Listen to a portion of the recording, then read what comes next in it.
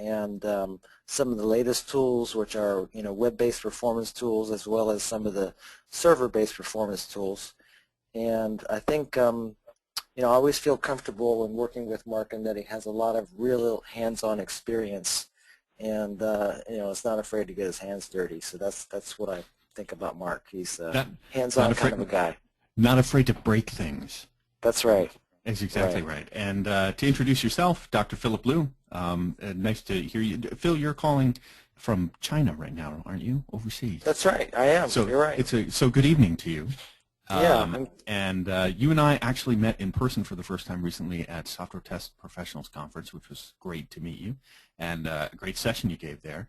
But your experience equally goes back in many different capacities, particularly studying for your doctorate, but then also working in the IEEE and the ACM journals, as they state there, which is pretty fantastic. But with XBOSoft, sorry, it's the idea that you're taking UX design and taking mobile to an entire new generation, taking it to the peak, as it were, similar to Mount Everest, which, if no one in the audience knows this, Phil actually took a climb part the way up Mount Everest.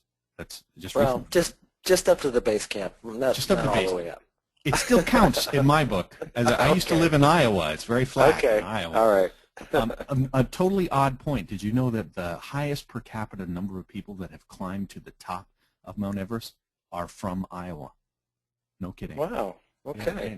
So any of you that called to learn about mobile performance today, I have to tell you that's the real takeaway, is that little gem of information here. So I'm going to push the slides here this morning, but let's jump right in to our topic. I'm totally excited to be chatting with you, Phil, today on modern, or what I'll say, contemporary mobile web performance, and Great. Just giving a good context for why mobile web performance. Even though I've been chatting about this and giving webinars and tips on it to get ahead of the wave over the last, it's got to be 6-8 years. The truth is now we've really committed, like everything, almost the primary app development scheme and everything has gone completely mobile. So in the last 10 years, desktop applications, your good old 3-tier web applications, back office applications, things have become migrated outside the firewall, being hosted in SaaS or in the cloud, and the way we access ubiquitously and almost continuously access these applications are via a mobile device. So the evidence of this, which is ahead of schedule, was that mobile sales, mobile tablets, devices, etc., surpassed desktops, and that includes even a slim desktop, like a Mac Mini. The people are just like, well, I'm going to go right to an iMac. iMac would be a desktop. I'm going to go right to a MacBook Pro and a tablet and an iPad and a Nexus tablet, or a touchscreen thing coming, a smart tablet coming out of Microsoft, you name it. Although maybe not many people are going there. I think, Mark, also that a lot of the startups that are developing applications now are also going either a mobile first or even a mobile only platform strategy, so that makes mobile even more important. Yeah, I heard this recently from a friend of mine in the Bay Area who's sort of a small-time startup venture capitalist, and all of their primary experiences, his point to me was the mobile applications themselves, if a startup can survive doing mobile, then it forces them to think critically about that user's life situation, the context of their use, and the value they would get from the application. It's no longer just the business target, but it's very interesting. The other thing, to his point, was that these mission-critical applications are key as a competitive differentiator, right? So it used to be mobile was this, well, it's a convenience factor for our users or our employees. But now it's becoming that I think about United Airlines, and United actually over the last couple of years built a absolutely fabulous mobile application for smartphone, and it revolutionized. All of a sudden, I saw every other single airline actually sort of chasing their feature set. The UI even looked the same. So businesses are realizing that, to actually impact and give value back to society, modern society, it has to be in mobile form. The other thing that is the biggest trend, and the impetus for Phil and I having a conversation at Software Test Pro, was that the mobile performance impact goes right to the bottom line. So whether it's connectivity between your product or your service and the customer, the interactive nature of customer support and customer service and or continued sales, the ranking of your application or your company's service. Like you'll see some startups, we saw the reviews on the App Store, and you're not going to retain many customers if the ratings keep going down or the ranking goes down. Or the reviews. Ranking, I mean also in terms of search engine optimization. So if your mobile application is actually quite slow and you start getting rated in terms of usage and things like that, it's very interesting that Google is even giving different rankings in search engines. So 3 reasons why we really need to look at mobile web performance above and beyond just a satisfying, wonderful user experience. So I'll give you my quote, or my introductory quote, for what I'll say is just the general mobile performance context, and that is, the performance context describes a temporal aspect for every function, action, and state as having a function of time. So everything you do, or every aspect of a function or an action or a state for a button, enabling or disabling a button. Well, before you enable it, it probably was disabled, and then there was a time where it took to change state, and so there's change in time. So everything has a beginning and an ending and an everything in between. I think there's a song about that called Turn, Turn, Turn. Sorry, I'm aging myself back to the 60s there. Anyway, but there's 2 things that I always bring up for performance generally. One is a transaction response time, so just the fact that we measure time. And number 2, usage, so volume and concurrency. And these are the 2 primary concepts, or the context for our thinking, especially when it comes to optimizing that interactive end-user experience. And that brings me to sort of a high-level review of the web performance context, knowing the 3 basic rules that we have always looked at for front-end optimization. Even before the web, this would be like old VB6 or even mainframe applications. 1, you need to make less requests to the back end. And in the old days, the back end might have just been the disk. But now you're going across the wire, or you're going across the air. So you're going to make less requests, which means that interactivity has less latency. So time is very important. If you can make things smaller, if you can reduce the payload context, right, the content of the payload, then your usage goes down, and of course it takes less time to move things back and forth, so you're going to reduce that payload. And the 3rd rule is making things concurrent. So the idea that we can do things simultaneously and not serialize or not be single-threaded, make them parallel, right? Make it non-blocking.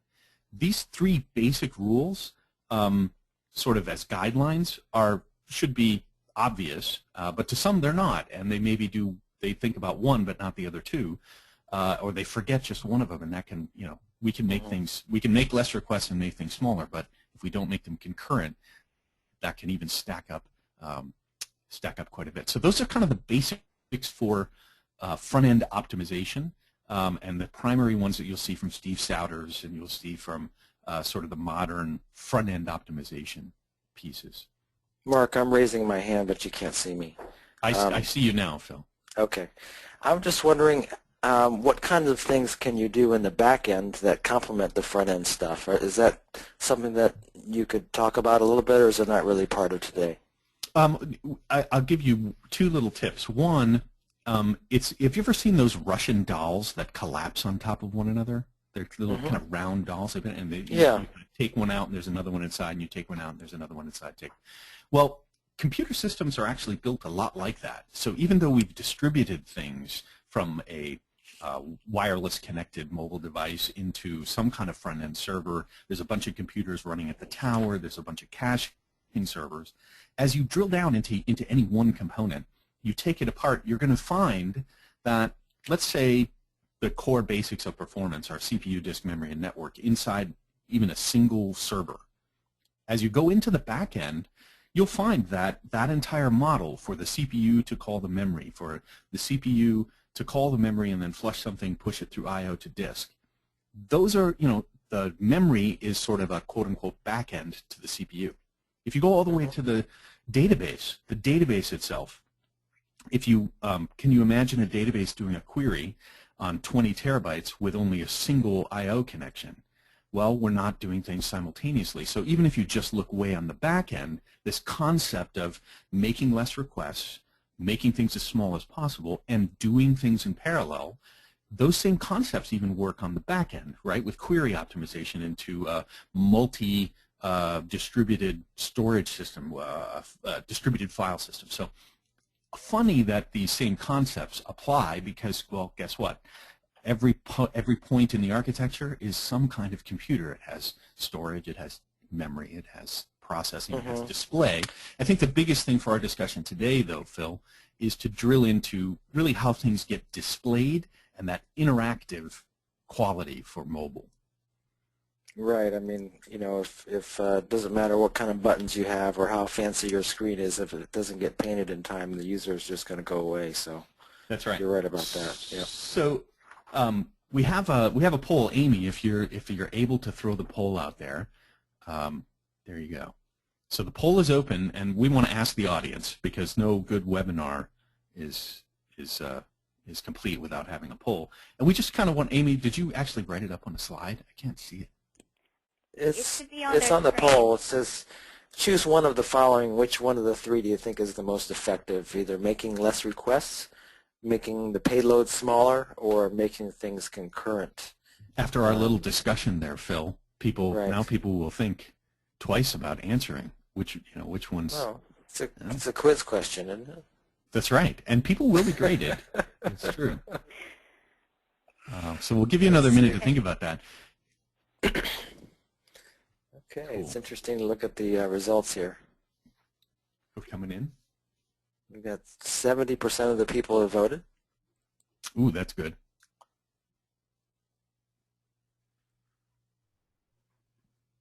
Very cool. Boy, the front end, make less requests. See, that was always troublesome for me because I'm like, boy, you can only fold a piece of paper in half so many times. You can't run a whole app on one request, or could you? It looks like 80% of the people said to make things smaller, and I think that really is good to dive into some of the later slides and some of the things that we're going to be talking about in terms of the images and so forth. Oh yeah, 60+% of the latency is due to images. Right. So yeah, make things smaller is really good. So very, very good. What was number 2? Make fewer requests. Make less requests. As so many of the classic performance testing guys out there, boy, it's been multi-threading. The number one thing you say, something's single-threaded, something's only doing one thing, serialized somewhere, and now maybe we're finally fully into a inherently multi-threaded parallel universe. Not a parallel universe. Sorry, I don't mean that literally as a parallel universe. But all right, let's move on. Go ahead and hide it. Yep. Yeah, we'll move on. That's cool. All right, coming back. Thank you for taking the poll. There's no winner or loser. So let's take, Phil, to your point, let's go a little bit further into the mobile performance context for mobile. And inherently the context for response time is that a mobile user is impatient, right? They're usually in motion, quote unquote, or they're stealing time. So if any of you have been out there, the context for an end user, different than somebody who's sitting at their desk doing their job. I have a nice cup of coffee here, and I have my radio set to a reasonable volume for listening to maybe some smooth jazz. And I have all day long to do my data entry. And that's sort of been the classic desktop way to think about productivity and end-user interaction with the front end.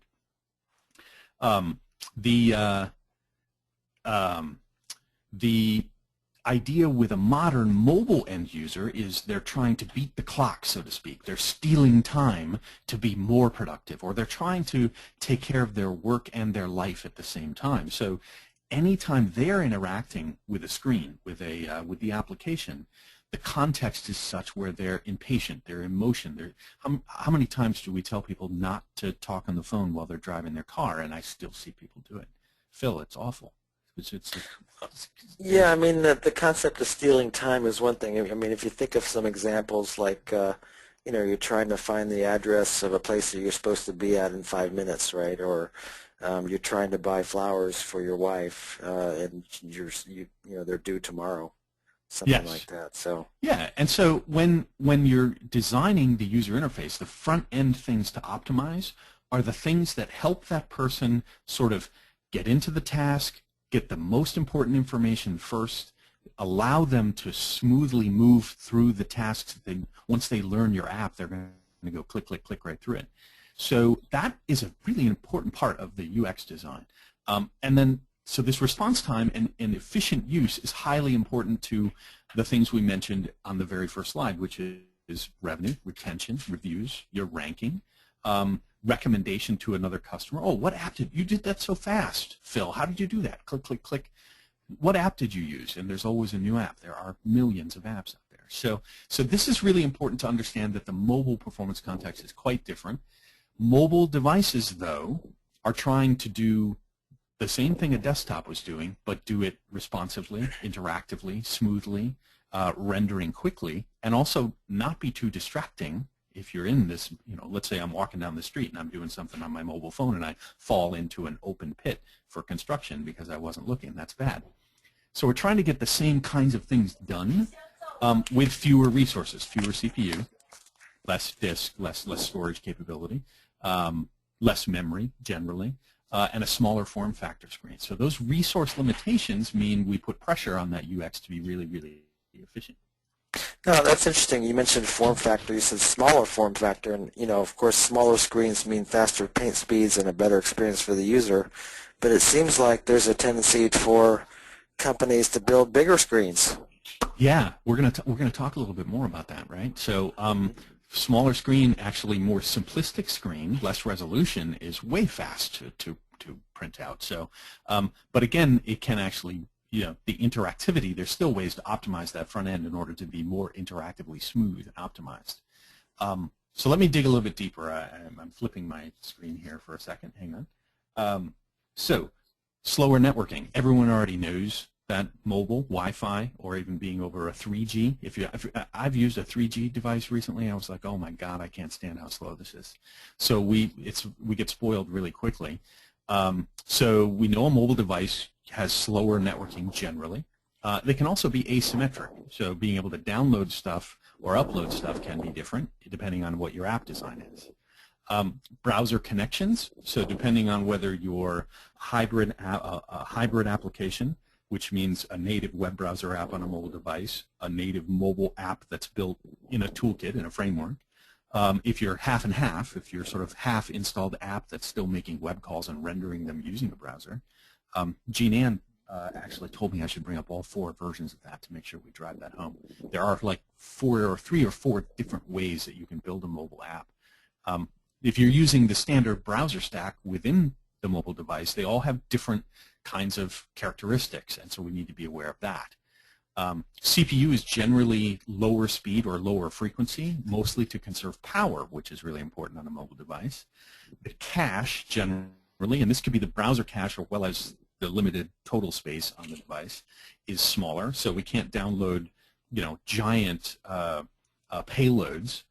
This PowerPoint presentation, you would never want to download it to that piece. Here's the form factor item that Phil was mentioning. It impacts the rendering or paint speed and also the power usage. So if you turn the brightness up on your phone, it doesn't affect the painting speed, but it sucks a lot more juice just to run and see things. So that your UX designer optimizing the UX user interface to be high contrast so you can see things well under low dimness to save power. That all affects those resources that get used to actually run the application. So this is how mobile takes a good step away. But let's take the next step, Phil, and talk about what's new in the latest new year for mobile. And I think some things have changed, and this kind of brings us to the rest of the meat and potatoes of our presentation.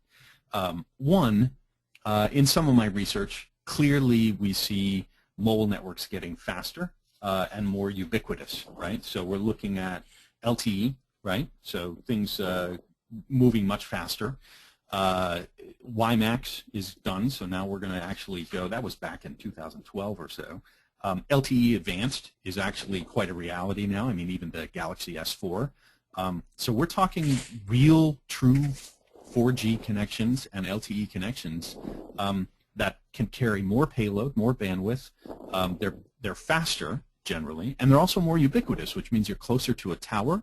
But also, Phil, have you noticed that there's more Wi-Fi everywhere? Yeah, I mean that's part of the carrier's strategy is to offload, payload off of their 3G and 4G networks and just offer free Wi-Fi. So and that's certainly understandable. But I was just wondering, you talked about being ubiquitous. I mean, to me, it doesn't really matter if it's ubiquitous if there's a lot of people using the network is still going to get clogged up. Yeah, it could be ubiquitous. Let's say you're unfortunate enough to have your office wherever you're connected, and let's say you use a cell tower in your office because you don't have Wi-Fi. Right. But right across the street, there's a concert venue, a giant arena, and tonight it's a Lady Gaga concert or something. And suddenly, if you go to a large event, even large conferences, it's still true.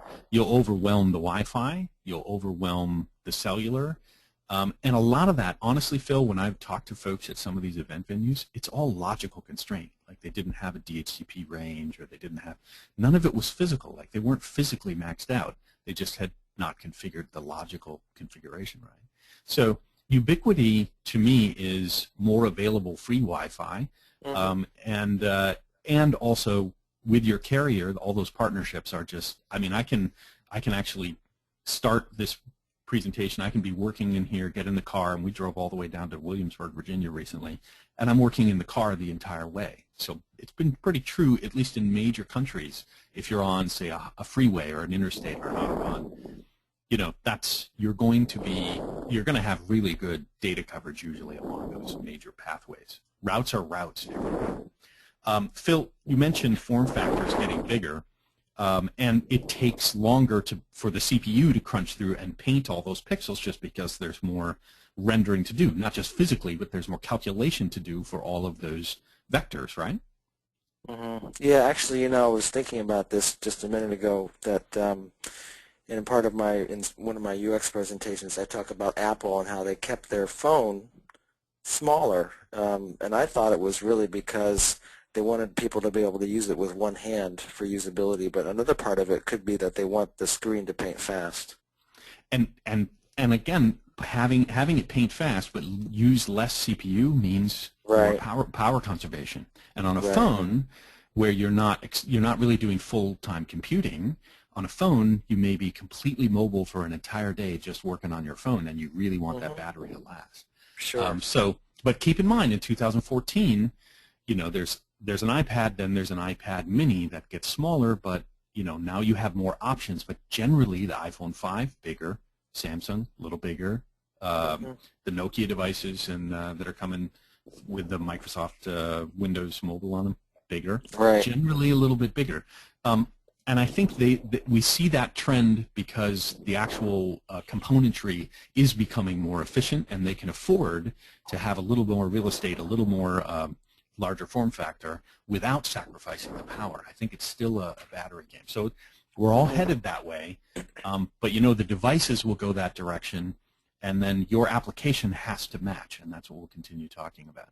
I think the biggest difference for devices in 2014 is that almost everything is switching to a multi-core CPU. So if you look at the iPhone 5, it has a dual core. They have an A7 processor. You look at Galaxy, the Snapdragon, so we'll talk more about CPU, but devices in 2014 have things, remember rule number 3, do things in parallel. Well, if I have 2 cores or 4 cores in a mobile device and it's fast enough, even with the power savings, I can do things in parallel. So that's going to be a tremendous boost to being able to be interactive and responsive. Power conservation. And I mean power conservation is better both internally and externally. So internally, the components are becoming more efficient. Processors are more efficient. The microprocessor to paint the screen is more efficient. And then externally, our ability to chart. I can walk through, it used to be you'd walk around an airport trying to find an outlet. Now they have, everywhere there's an advertising marketing booth for a Samsung plug-in and an AT&T plug-in, and you can get power and find power more ubiquitously. And then here's to the idea that's going to change mobile is much more responsive web design and actually forcing ourselves to adopt a much more efficient library for rendering screens in HTML5. So as HTML5 comes around the corner, it has the potential to be designed to work much more efficiently and save power and be more performant on a mobile application. The last thing I'll say in 2014 that I see getting traction is the SPDY, the SPDY protocol. You'll see different manufacturers for both Chrome, making the Chrome browser, and Android being able to support that. And then Apache has a SPDY mod. So the number one browser and the number one web server are already supporting this protocol, which has leaps and bounds ahead of HTTP 1.1. It's in many cases benchmarks better than HTTP 2.0. SPDY is designed to allow you to do a lot more interactivity and a lot more efficient interactivity, especially under high load, in that first tier between the client and the server. So from a mobile perspective, you can get a lot more, you reduce the handshakes, you can make quote-unquote fewer requests, but put more things in your payload to do that. All right. Let's look at slow networking, the slow skis. We already mentioned that networks are bigger and faster in 2014, and it's just going to keep becoming more ubiquitous and more reliable. And a multi-home device are the default. Remember, Phil, back in the days you used to have just, you could do one, you'd make one type of connection, and your device didn't even support multiple different types. It couldn't have multiple IP addresses, couldn't have multiple connections. Now I can have a Wi-Fi connection. I can have maybe two. If I have two SIMs, I can have two cellular data connections on some of the phones. So you have the ability for a device, even a mobile device, to behave more like a desktop with multiple connections and identities to multiple networks. Most devices are supporting two.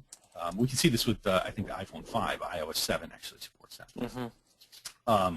But what do you do to optimize for slow networking? Well, given that these are the new changes, here's a few ideas. One, again, the largest amount of data in a payload right now, because other things are getting more efficient, but the marketing department still wants pretty pictures.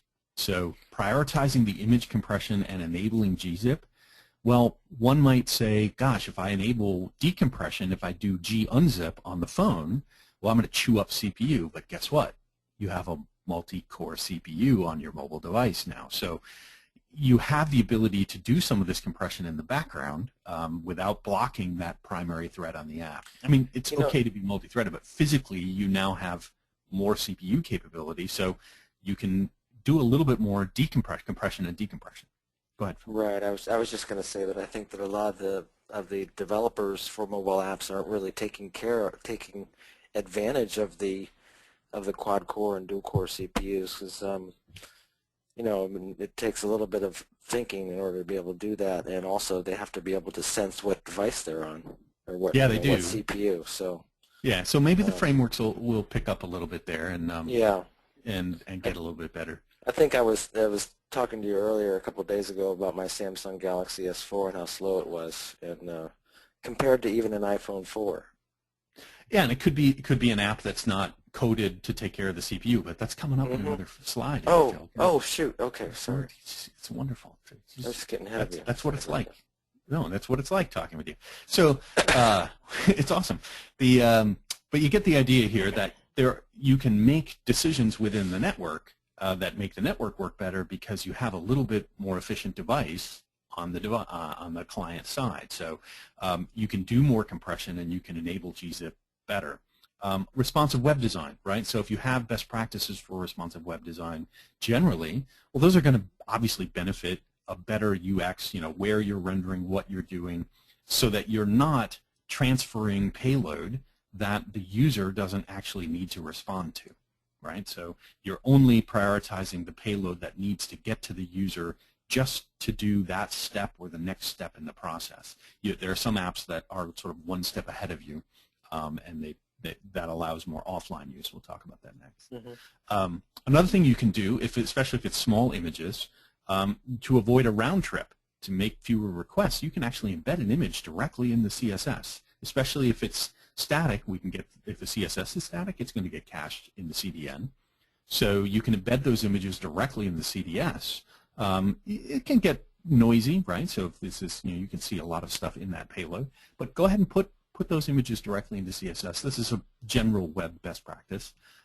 If you toss that down then to a mobile device, you're actually looking at the CPU being able to natively process or render that CSS and do it very, very quickly.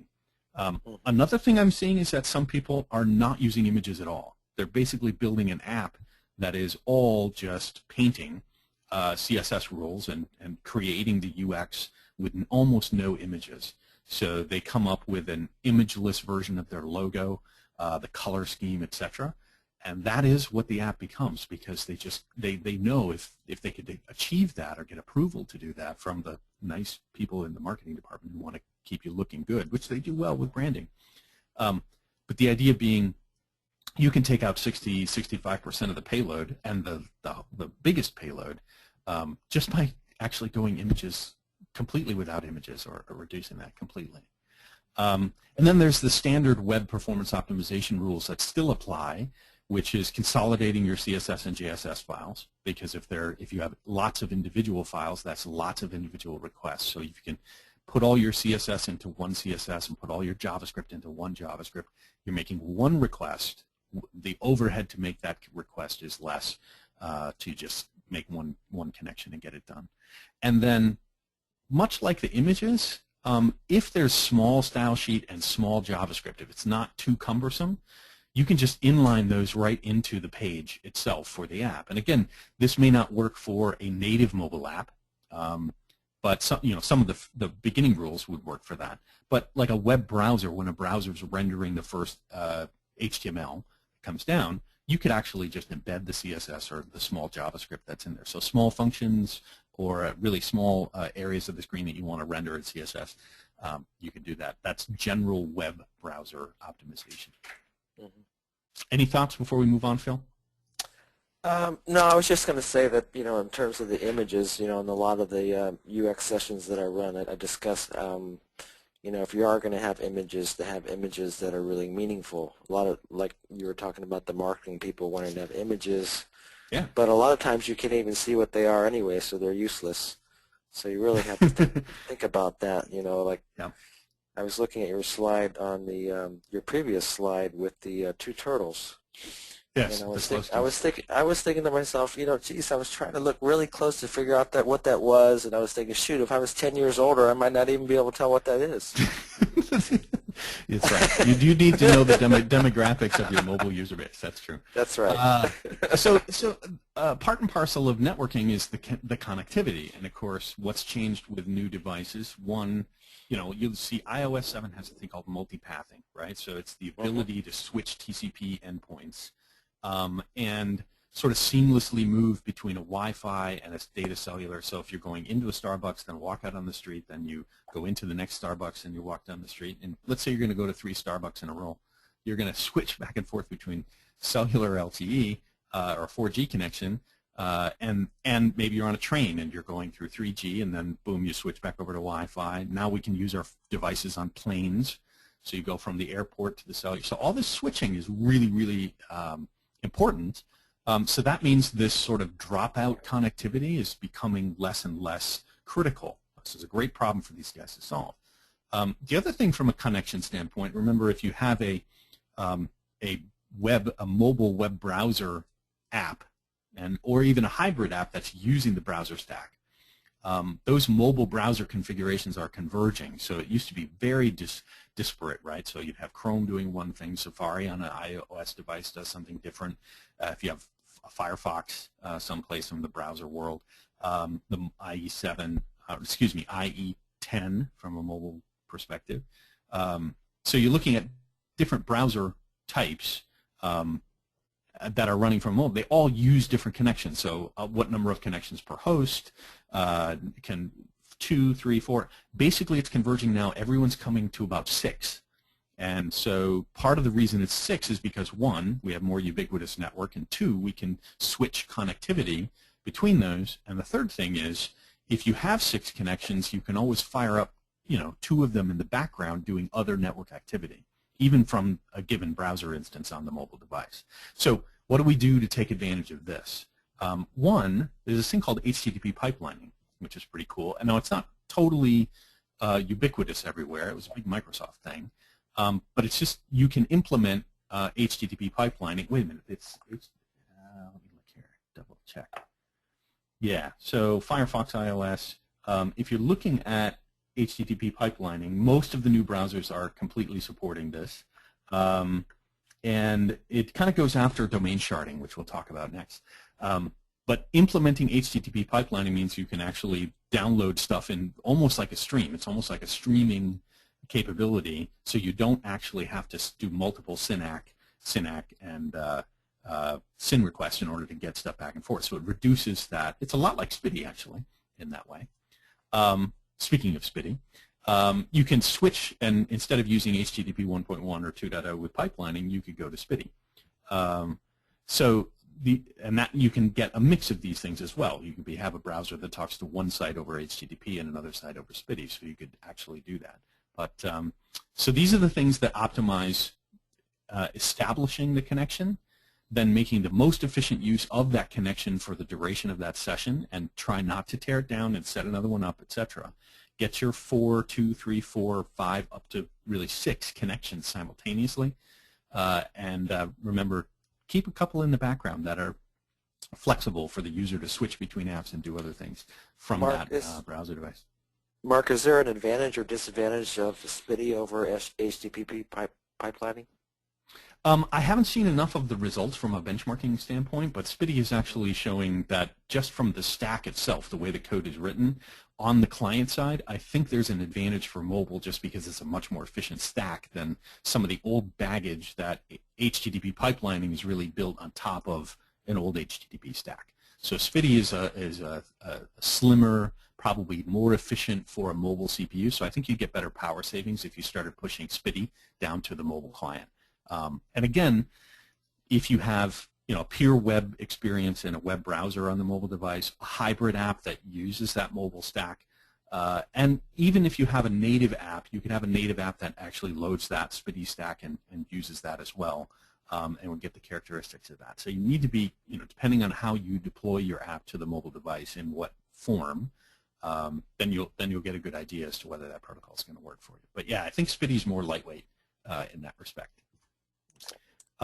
There's an article out there I read about, this is from Peter McLaughlin, a little old, so it's from 2012, but I mean there's tons of comments that go all year last year about sharding, because we got into this habit for a long time about doing sharding in order to optimize for the limitations of the browser connections.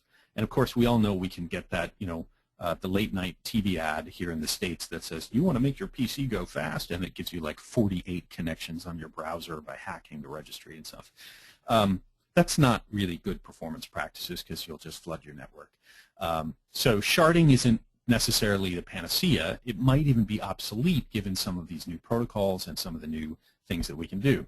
So so don't think that sharding is going to solve all your problems, because that's it's almost an old hat thing. As usual, reducing 304s. Anytime you have a 304, a redirect, or having to re-request something, they're just totally wasteful. So you want to find ways to reduce those from a connection standpoint. Anytime you have to stand up a connection, get something, even if you're just getting a 304 with no content in it, that's completely wasteful of the connection time, which is slow. So all of your caching, far futures and versioning and expiration, all those best practices are going to work really well. They fit really well with a new efficient connection model. Okay? The CPU. This is what we got ahead of ourselves, Phil. Obviously, we talked about the iPhone 5 and the Galaxy S4 are both multi-core, and you'll see an A7 there, the Apple A7, with an iPhone 5.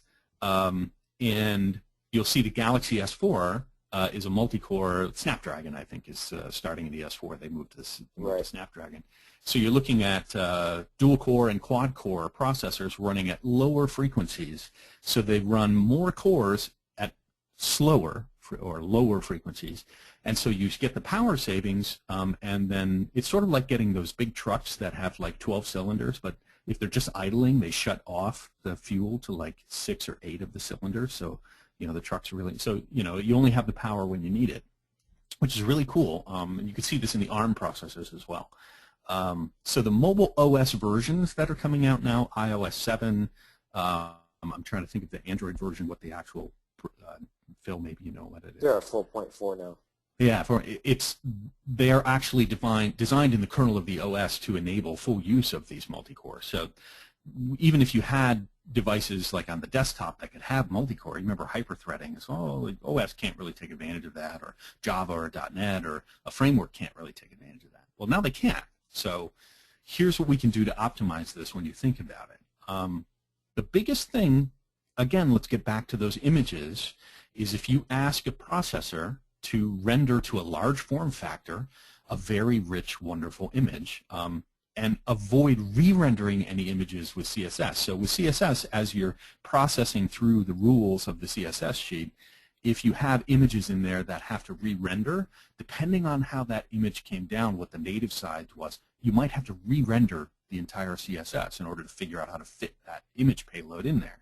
This never happens if you inline the image in the CSS, which is pretty cool. So you can borrow this new CPU, but use it very efficiently. Avoid that re-rendering, because if you actually do that re-rendering, you're just paying the price again. Now, it's wonderful you have a great CPU, but you will chew more power. The JavaScript asynchronous is still avoid the blocking. So if you make JavaScript completely async, well, guess what? That async thread now has a multi-core CPU to run on. So you can actually tell that JavaScript, go run on your own thread while I keep the UI responsive. So take advantage of the fact that that main thread, or even a couple of threads that are rendering the UX, are actually allowing a background thread. It has an actual processor core to go run on and make a connection, do something in the background. So you're not just avoiding blocking, but you're actually taking advantage of the multi-processing capability that's now running on your mobile device. You can do other forms of JS fetching, right? So use an alternate way to actually get JavaScript down to the device, right? So to some extent, that's like an HTTP request. So if you did an XML HTTP request, you can also do this with iframes. So that actually gets you either alternate JavaScript fetching or a way to actually get that payload downloaded and rendered. It's also an asynchronous way to do that. The last thing I'll say here, and this one I think I picked up from Guy Pajorni, this was a while back, is deferring that JS evaluation. Now this one I think is not as important given a multi-core CPU that you can do something on a background thread, but deferring JavaScript evaluation means you're not chewing CPU while the user is doing something important at the top of the screen. So it's part of a responsive web design.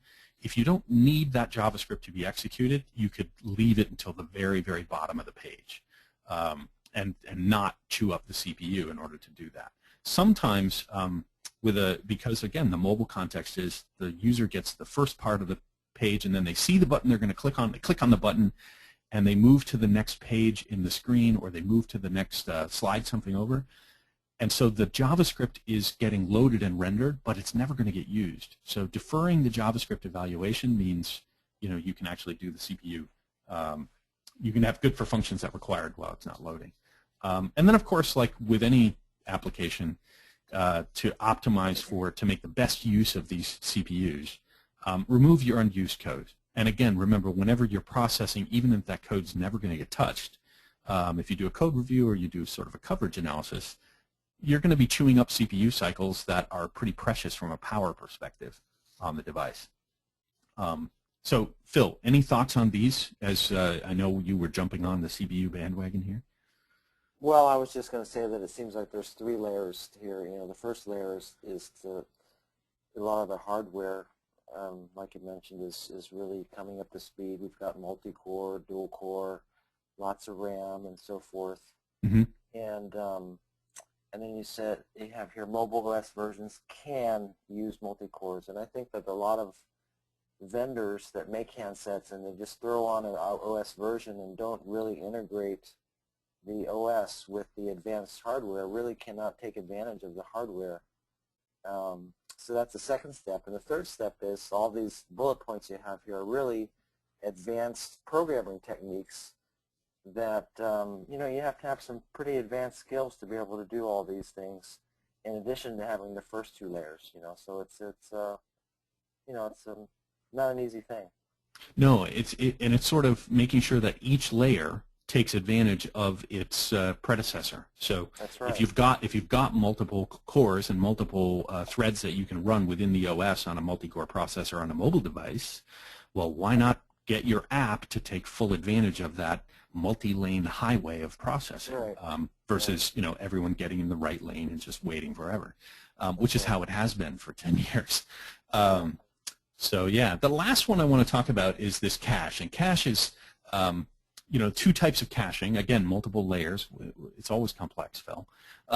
The mobile cache, not only just from a physical device standpoint, but there is something called a browser cache, and this is especially key for any full mobile web browser applications and some of the native the hybrid applications. Maybe not with native, depending on how you actually load the stack. You might manage the cache yourself. But the browser cache is notoriously small for web browsers on mobile devices, and that's because they've been very conscientious of the amount of space.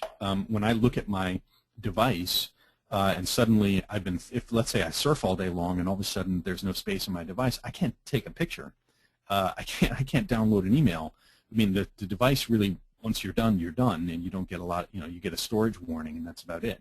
So we're pretty conservative with the browser caching, and actually up into the latest versions of the operating systems, it's actually been really hard to adjust that manually. You can in Android. I think you can change for a Chrome how much space is available there. But it's a setting that's not as easy to do on the desktop. On the desktop, gosh, 400 gig, you can have as much images as you want. And so those old desktop sort of hog-like practices are over for the mobile device. So the browser cache is still notoriously small, even though the new device has faster storage. It's not necessarily bigger. I don't know if you noticed this, Phil, but even on a Galaxy device or on an iOS, they still sell them in the 16 gig, 32 gig, maybe a 64 gig, default form. The majority of devices, you just kind of take what you get. I think with the Android devices more you can add like micro SD cards. You can expand it and add memory, right? Yeah, you can add memory, but accessing that memory is not very efficient. Yeah, so they put it on that sort of going in between that and the main bus is not very quick.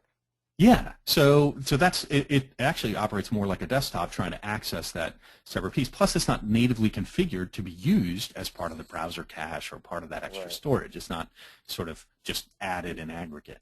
So I will say, in generally, some of the things that I have read is that sort of the mobile web browser apps generally are still in decline. That old, just mobile mywebsite.com. The M sites are in pretty rapid decline because it's so easy now to move things even to a hybrid model for a hybrid mobile app.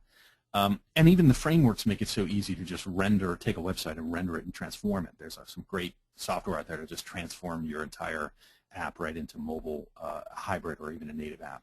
So given that those browser apps are in decline, but what do you want to do to still optimize for this, given that it's not as easy? Well, one of the things I found is that if you get on each device and actually test it by messing with the cache headers on the web server while you're sort of testing and seeing what actually gets stored, and just re-request, set up a chain where you can request the same thing, and all of it gets cached with each request, you can actually see that from one version of the operating system in the browser to the next one on the same device, it'll behave slightly differently. So even the manufacturers of the web browsers on a mobile device are doing things inconsistently. So there isn't one answer, which means it's really important to test, and I like testing. So testing for that browser cache behavior for your app is definitely a performance optimization best practice. So that's still the #1 thing you're going to do. And it's really easy to tune cache, right? The headers and making sure the app has got what it needs, static content, CDN, etc. You might take time, and I'm seeing this a bit more too, investing in an offline mobile experience. And a lot of apps, you can be completely disconnected in airplane mode and still use the app because it has, even hybrid app, has all the images, has all the JavaScript, everything it needs to run, but it can't query data. So you're looking at data structures, in an offline mode. So it might actually, depending on the use case, it might actually be a very good investment to say, well, what do we do for a 100% offline mobile experience? Even though the networking is becoming more ubiquitous, etc., it still could be important to invest in an offline mobile experience, just in case you want to go down that path. It might be more rare. Considering HTML5's local storage is also a really good thing that I ran across in some of the research. That local storage is what you were referring to, Phil, is just being able to access any of the volumes available on the device, and HTML5 gives you a nice way to access that. It's very easy to access that. So you can kind of customize the caching within the app itself versus relying on solely the browser's native code itself. And then the last thing I'll say is it's always a good idea managing your caching with the far future expiry, I think is the right way to say that, dates. This is something that is still notorious with any casual ops person that just, devs don't really get access to the way the real sites are running in production. Setting up the headers and setting up the caching capabilities is something that always comes second. So tuning that kind of stuff is the easiest way to make sure you're not making re-requesting images and re-requesting static content, which goes back to the original 3 rules of make fewer requests because it's cached, and move less, right? Do less, save the amount of space, and of course, do things in parallel. So if you have 6 connections on the device to query these things across the web, go ahead and get only what you need, and then you're almost completely offline if the caching strategy is right. So you have very minimal use of that connectivity and a very fast app and responsive pieces. Any thoughts on that, Phil, before we leave mobile cache away? Yeah, I was just going to say, you were talking about investing in the offline mobile experience, and earlier you mentioned the United application. I'm a United guy, and I think their application is fantastic, and it does have an offline mobile experience. And I think a lot of developers are going to be moving in that direction because of the increase in memory that's on devices. I mean, 64 is fairly normal now, 64 gig. Yep. And, yep. The overall size is much bigger, and I think it may sound self-contradictory because even though networks are becoming more ubiquitous, this is my warning. As Phil and I just said, a really, really satisfying mobile experience. You don't even know whether you're online or offline. It's just there. And you've cached the data you need in order to get the next functions done. You're really analyzing the user behavior in a way that makes sure you can cache that information on the device. One warning or caveat I'll say is there are compliance issues when you're moving data and storing it on a device, especially with bring your own device. So your company might have some regulation around private PCI data or things like that to be aware of. So when it comes to caching data for offline experience, they might have to implement HTML5, has some nice security. You might have a little encryption you might do there. So think about that as well in your thinking for design. Okay. I think Bill, that's all I have. Any closing thoughts in summary? I'm just really happy to have you here on the webinar, Mark. We've had a lot of people on, and I think that you're probably one of the most knowledgeable guys in this area that I've ever talked to. So I'm really happy to have you here. I'm glad to do it as well. Amy, did we have any questions out there? We have quite a few. Yeah. Would you like me to read them, Phil, or can? Yeah, go ahead. Okay. Go ahead. We have one comment that says, anytime the work is done on the device CPU, remember power consumption becomes more of a critical component for the user. Yes. How to test RWD using remote preview tools are efficient. I guess it's are using preview tools efficient tests to rely on. Maybe I'm not reading it for responsive web design, using either using a preview tool, you can do like in Firefox. You can just hit the developer mode, and you can see sort of the shrunken UX. It sort of forces you into that form factor to see, what you're going to render. And this is particularly important for hybrid apps. The concepts for responsive web design apply to any app, but particularly responsive web design with mobile browser and mobile apps. I think they're effective. One caveat, like with anything, you're sort of re-rendering onto an unknown form factor, and whether it's going to be, if you're measuring rendering, I have to say it's probably not an absolute measure, because when you're going through a preview tool or you're actually using responsive web design not on a device, it's not actually using the CPU and memory and bus speeds of that device in order to draw and paint those screens and do the rendering. And there's the app rendering part and the pixel rendering part. So through the graphics adapter or the rendering engine, you can explore the concepts and the priorities for making decisions about what's important, even if you don't have the device. To get an absolute measure of device X paints this screen this fast, first of all, the absolute best thing you can do, the most accurate thing to do, is have the actual device in your hand and do it.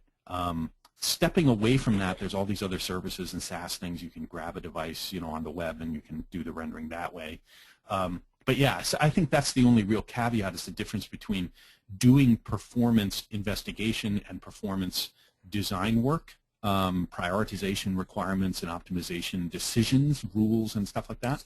Separate it from an absolute measure of response time for rendering, which I think is best done on a mobile device. So those are two different things. One is sort of checking a measurement. The other thing is engaging in the engineering and design for performance rules, starting with those three and then expanding up from there. Phil, you have any thoughts on that? No, I was just going to comment on, there's the comment about device work being done on the CPU and remembering the power consumption. Yeah. That was a comment by Jean Ann, and how that becomes critical. Oh no, yeah, critical component for the end user in terms of power consumption. But also, I think something that affects performance is that as you consume more power, if you consume the power very quickly, then that causes a lot of heat. And that also affects performance. And I remember using my Samsung Galaxy S4, and boy, that thing got really hot.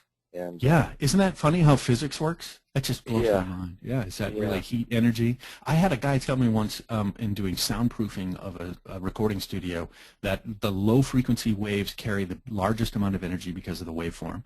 And if you put them through a bass trap, what reduces that waveform to reduce the bass frequency, it actually goes through a layer of insulation and it converts it into heat energy. And I'm like, wait a minute, my bass sound turns into heat energy? I could heat an entire house just by playing the bass.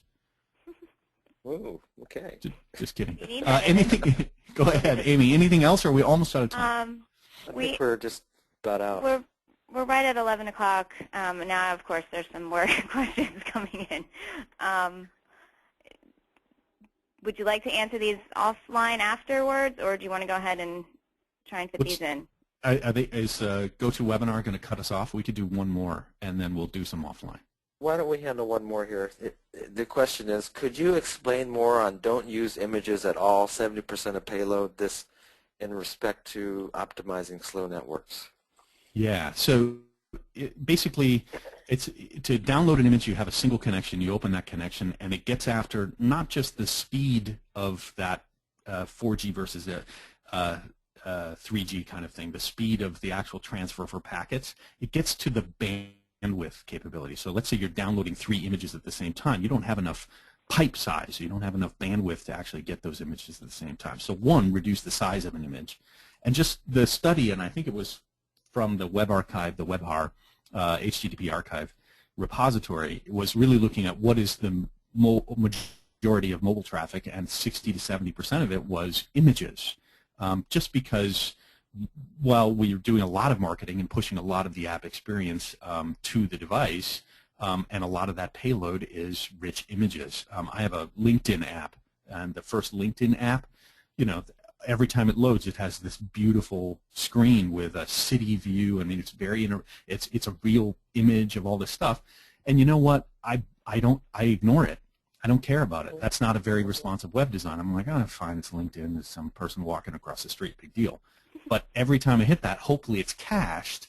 But even if it's not cached, boy, I'm still tagging an image, and I'm still checking if it doesn't have a far future expiring header. I'm still going to check on a 304 and say, hey, has that been modified? Do I need a new image of that? So you're wasting connectivity. So one of the approaches is to just convert the app to do absolutely no images. So rendering the page, all the color you might see is done with CSS. It actually, you know, the actual shapes and the interactivity and everything is all just objects. It's not real images. Well, you know what? You know, you can artist renderings that can look almost photographic.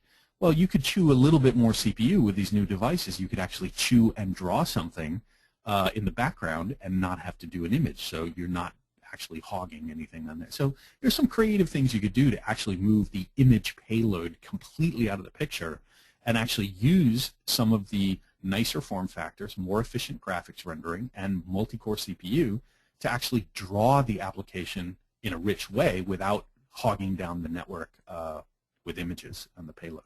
That's the concept anyway. I know some people are like, how could we could improve our response times, you know, cut them by 50% if we just got rid of these images. So they ran a test without the images and was like, hey, that's great. And they showed the product manager, hey, you know, this is what it looks like without images. And they're like, well, why don't we just get rid of the images? Because I can still use the app. I can get the data. Let's just clean up the CSS and go without images. And sure enough, that's what they did. Cool. Well, thank you, Amy. Yeah. Thank you, Phil. It's always great to chat with you. And thanks for staying up late in China. Thank you. Thank you, Mark. Yes, thank you, Phil and Mark, and thank you to everyone for attending. We'll go ahead and try and get these unanswered questions, get some answers, and then share them with you on the XBOSoft blog. And again, look for your link to recording and the presentation, and it'll be in your email in the next few days. Thanks, everyone. Have a great day or night. Thank you. Bye-bye. Thanks. Bye.